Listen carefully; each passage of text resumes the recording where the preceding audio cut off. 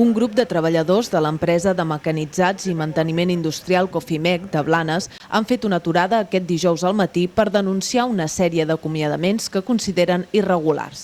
Des de fa un any, la direcció de l'empresa ha anat acomiadant esglaonadament treballadors. La plantilla ha passat de 22 a 5 persones. L'argument és que han baixat en picat els encàrrecs de les empreses a qui serveixen, com ara Antex, Hutchinson o Comexi. A la comanda no han baixat aquest 95% tan exagerat que diuen i que havent fet un plan d'acció sobre la crisi s'haguessin pogut mantenir postos de treball. Segons expliquen els treballadors, les persones acomiadades no han rebut cap indemnització. Només se'ls ha lliurat una carta d'acomiadament plena d'irregularitats.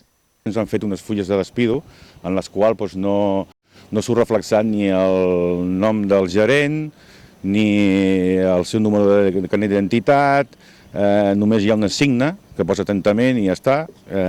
Llavors, el despido que han fet és sobre un objectiu, un despido objectiu, i segons els advocats han de presentar un informe econòmic de per què s'ha arribat a aquest punt, no? I no han presentat cap informe i han fet res, ens han despatxat i ja està. I segons sobre fora de plaços per poder reclamar Fogassa, que ens hem tingut que moure tots molt corrents per poder arribar a cobrar de Fogassa.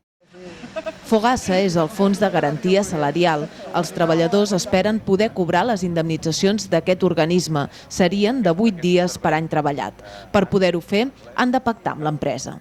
Dilluns, els treballadors de l'empresa i el seu advocat tenen una reunió amb la direcció per mirar d'arribar a un acord que els permeti tirar endavant l'empresa i que els treballadors acomiadats rebin la indemnització que els pertoca. Si no s'arriba a cap acord, els treballadors faran noves protestes i portaran el cas als jutjats. De moment han preferit no fer-ho perquè els suposaria esperar molt temps abans de poder començar a cobrar les indemnitzacions.